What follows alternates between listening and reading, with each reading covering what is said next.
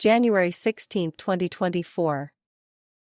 Missing farmer's family want convicted murderer held responsible for death. Relatives of the Portland farmer who went missing almost 9 years ago amid a court case with Dendelyn Bubba Minot, the convicted contract killer in the murder of businesswoman Tonia McDonald, want the police to relaunch an investigation into his disappearance. Minot, who is currently serving 19 years in prison for his role in the woman's murder, is a prosecution witness in the murder trial of businessman Everton Beachy Stout McDonald, 68, and Oscar Barnes, a 33-year-old St. Mary Tyler. The married convict earlier testified that he had been contracted by McDonald to kill his wife, Tonia, for $3 million, but hired Barnes to do the killing as he had never killed anyone before and could not do it. The missing father of 5, Ian Smith, who has since been feared dead, disappeared without a trace on January 28, 2015, a day before the start of his trial with Minot in the then Port Antonio Resident Magistrates Court. The 48-year-old murder convict was to face trial on a charge of unlawful wounding for shooting Smith with a fish gun. Smith's eldest daughter, Tasha Gay Smith, said the altercation was over property. While noting that she did not know the details of what caused the dispute, she recalled that Minot was permitted to farm on a piece of property next to her father's farm at the time. However, she said the dispute resulted in Minot going for his fish spear to shoot her father. His lung was damaged, and he spent quite a long time in the National Chest Hospital, she shared. Minot was a person of interest in Smith's disappearance, but was never charged. According to former crime officer in charge of Portland, Superintendent Richard Hilton, the evidence was never enough to charge him. We dug up probably about 2 or 3 areas that we were told looked suspicious, and we thought were shallow graves, but, up to this date, his body was never found, he said. The younger Smith, who was very emotional during a phone interview with the Gleaner, said the family, to date, has not got any closure and wants the police to resume their investigation into the case with a focus on Minot, who the family is convinced has something to do with their father's disappearance.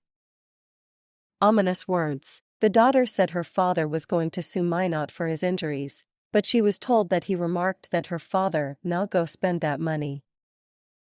Smith and her siblings, who to this date have not been able to bring themselves to host a memorial for their father, said she was moved to contact the police after she saw Minot in the news admitting to shooting her dad with a fish gun. Minot, while undergoing cross-examination from attorney outlaw Christopher Townsend, last October admitted that a man whom he had shot disappeared before their case was tried and has not been seen since. He also confirmed that the case was thrown out due to the man going missing, but denied that he benefited from the man's disappearance. Minot, who had grudgingly admitted to being a convicted murderer and thief, also acknowledged that he had shot 1 or 2 people with his fish gun. However, the fisherman, who readily accepted that he would often pull his machete at people, told the court, "I am not a criminal. I just commit crimes." Smith says her family has had a rough time dealing with her father's disappearance. Asked how his disappearance affected her, she said, with her voice starting to crack, "Very bad. Me go in a depression. Even now talking about him bring tears to my eyes." Indicating that her father's disappearance also affected her younger brother, she said her father had promised him that he had several plans for them to embark on when he got older and, to this day, her brother still wonders what those plans were. Additionally, Smith said her father's brother took it very hard and developed mental problems, and to date wanders about, talking to himself. "With everything that happens, a bear people a call me a samify get justice for my father," she said. Her hope, she added, is that Minot will be charged for her father's murder and that he confesses where her father's body is buried. Next Saturday will mark 9 years since her father went missing. Asked to describe what the day is usually like for the family, she said, "We just normally go in a depression. We can't bring ourselves to celebrate his life."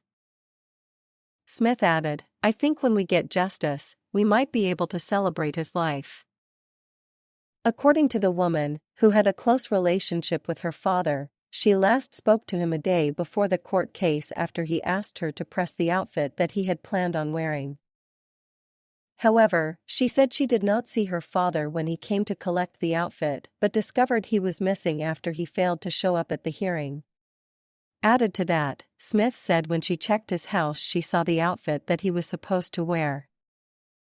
In the meantime, Superintendent Hilton said when he realized that Minot was involved in the murder case he reached out to the investigating officer, after Smith called him, and asked her to look back at the case.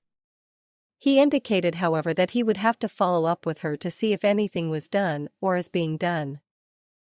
Criminal matters are never closed.